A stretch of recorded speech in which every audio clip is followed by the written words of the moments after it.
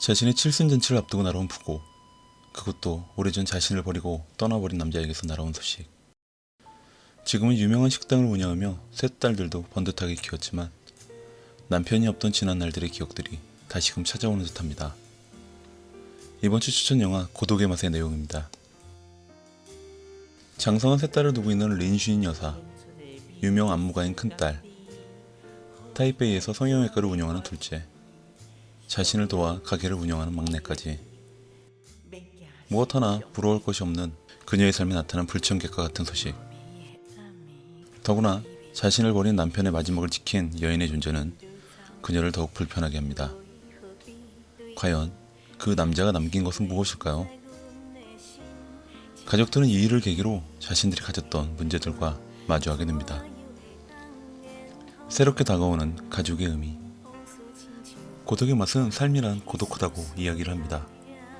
우리는 흔히들 슬픔 뒤에 고독이 따라온다고도 하죠.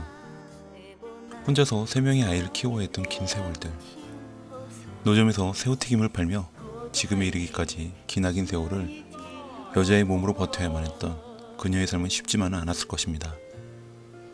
영화는 그 고독 뒤에 남긴 가족의 의미를 보여주게 됩니다. 그동안 가족이란 이름 뒤에 감춰왔던 각자의 이야기들과 마주해야 하는 가족들. 아버지의 부고가 벗겨놓은 이야기는 새로운 가족의 의미를 발견하게 됩니다. 그렇게 흘러가던 이야기는 영화의 마지막 장면, 택시를 타고 지나가는 린슈잉의 모습을 비춰줍니다. 그동안 혼자라 생각하며 지냈던 나날들. 하지만 뒤돌아보니 그곳에는 남편의 흔적도 있었다는 것을 깨닫게 됩니다. 그렇게 고독의 뒤에 숨겨진 진짜 이야기를 하며 마치는 이야기. 우리들은 전부 혼자라 믿었지만 모두는 각자의 사연들과 함께한다는 것을 영화는 보여주고 있습니다. 흘러가는 세월 속에 진한 향기를 남기는 이야기. 이번 주 추천 영화 고독의 맛이었습니다. 격변의 도시 상해, 집안의 사정으로 인해 클럽으로 팔려온 여인이 있습니다. 하지만 자신의 친구가 죽는 것을 보고 분노의 복수를 펼치게 되는 시아. 이 일을 계기로 시아는 상해에서 가장 큰 조직 금강각의 수양딸이 됩니다. 이번 주 액션 부문 추천자 곽각권, 철비교화입니다. 이 영화는 시라는 여인이 시골에서 상경하여 상해를 주름잡는 뒷골목의 보스가 되어 상해를 일본인들의 맛으로부터 지킨다는 내용을 그리고 있습니다. 쉴 새 없이 몰아붙이는 액션의 향연이 일품인 영화. 솔직히 내용은 별것 없습니다. 그렇지만 이 모든 것을 날려버릴 시원한 액션이 있습니다. 영화의 러닝타임도 86분에 불과합니다. 이들의 액션을 보다 보면 어느덧 영화가 끝나 있는 것을 구경하게 될 것입니다. 중국식 와이어 액션이 주는 과장된 몸짓도 이 영화에서는 전혀 불편하지 않게 다가옵니다. 시라는 여인이 보여주는 화려한 액션의 묘미. 곽곽과 철비교화.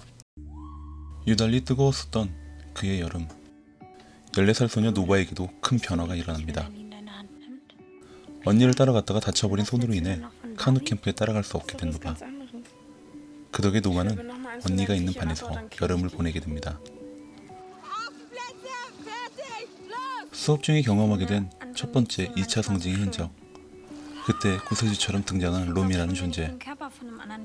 노바는 그녀에게 자신도 알 수 없는 감정을 느낍니다.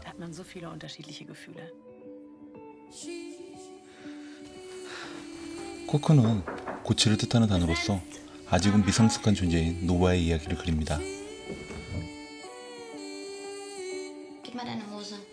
아직은 애벌레에 지나지 않지만 고치의 과정을 지나 언젠가 나비가 되어 날아오를 그 순간들. 노바의 여름은 나비가 되기 위해 보내야 하는 고치의 과정을 그리고 있습니다. 모든 것이 낯선 순간들, 자신의 성 정체성도, 자신의 몸에 일어난 변화도 어린 노바에게는 모두 다 생소하게 다가옵니다. 노바의 이야기는 사춘기의 열병 같은 이야기를 아름답게 잘 그려내고 있습니다. 모두가 다 겪었던 2차 성징, 사춘기라 불렀던 그때의 흔적들. 어린이인 우리에게는 그때의 모습을 기억할 수 있는 이야기. 아이들에게는 자신들의 변화가 이상한 것이 아니라는 것을 알려줄 수 있는 이야기. 노바의 여름 안에는 우리들의 추억과 아이들의 현재가 그려져 있습니다. 그때 그 시절을 추억할 수 있는 아름다운 이야기. 나비가 되어 날아오를 그 순간들을 위해 여러분들께 코쿤을 추천하고 싶습니다. 사춘기의 열병 같은 우리들의 이야기 코쿤. 이번 주 스릴러 부분 추천작입니다. 스푸트닉은 우주로 보내진 탐사선 안에서 일어난 기묘한 사건을 그리고 있는 SF 스릴러물입니다. 우주에서 돌아온 베시니코프 중령. 하지만 그의 몸에 일어난 변화는 뭔가 심상치 않아 보입니다. 당국에서는 중령의 몸에 일어난 변화를 조사하기 위해 신경심리학 분야 전문가 타치아나 박사를 소환합니다. 영화의 이야기는 이때부터 일어나는 이상한 일들과 인간 중심의 가치를 중시하는 박사 사이에서 일어나는 일들을 그리고 있습니다. 뭔가 알 수 없는 이야기들, 괴 생물체를 놓고 벌어지는 각자의 이해관계들, 무기로 삼으려는 대령의 세력, 사람을 희생하더라도 노벨상을 받고 싶은 인간의 욕심, 그리고 자신의 생명을 담보로 비밀을 감추려는 인물까지.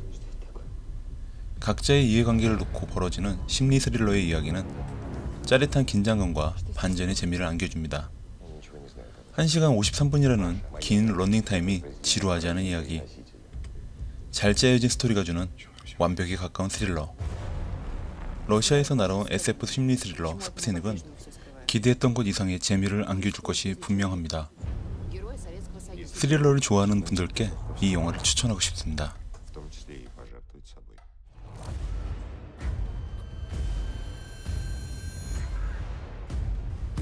우주에서 벌어지는 알 수 없는 일들의 연속, SF 심리 스릴러 스푸트닉. 자신의 이름 때문에 앨리스 추, 칙칙폭폭 추라는 놀림을 받는 아이가 있습니다. 학교에서는 아이들의 숙제를 대신해주며 지내는 아이. 특별히 어울리는 친구도 없습니다. 그 녀석이 나타나기 전까지는 말이죠. 마지막 추천 영화는 넷플릭스의 로맨스 성장 드라마 반쪽의 이야기입니다.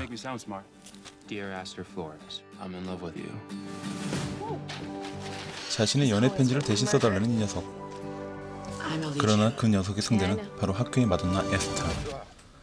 책이라는 그림책도 안 보는 녀석에게 지성과 미모를 겸비한 에스터라니. 앨리스 인생 최고의 난적을 만난 것 같습니다. 그렇게 시작된 아바타를 조정한 가짜 연애의 시작. 하지만 그때까지는 몰랐습니다. 자신이 에스터에게 빠지게 될 줄은. 반쪽의 이야기가 보여주는 드라마는 타인의 연애 편지를 대신 써주다가 자신이 사랑에 빠지다라는 일반적인 연애 드라마의 클리셰를 답습하는 듯합니다. 그러나 당사자가 앨리스와 에스터라면 이야기는 살짝 달라집니다. 거기에 에스터를 좋아하는 줄 알았지만 자신이 좋아하는 상대가 앨리스임을 깨닫게 된 그 녀석까지 더한다면 말이죠. 이들의 알 수 없는 이상한 삼각관계, 폴과 에스터, 에스터와 앨리스, 그리고 앨리스와 폴까지. 복잡하고 이상하고 미묘한 이들의 관계가 알 수 없는 이야기를 만들며 반쪽의 이야기는 유쾌하고 황당한 로맨스로 발전하게 됩니다. 여기에는 아이들의 성장 드라마가 그려져 있습니다. 내일을 알 수 없는 아이들의 이야기. 그래서 지금 현재의 모습이 더 중요한 이들의 이야기에는 로맨스의 옷을 입고 더 유쾌하게 우리에게 찾아왔습니다.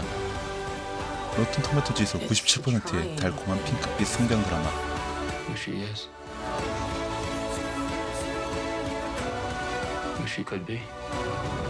반쪽의 이야기. 어떠셨나요? 감자의 추천 영화가 마음에 드셨나요? 이번 주에는 총 22편의 영화를 감상하였습니다. 덕분에 머리가 터지는 줄 알았네요. 다음 주에는 더 좋은 영화들로 찾아뵙겠습니다. 다음 주에 만나요.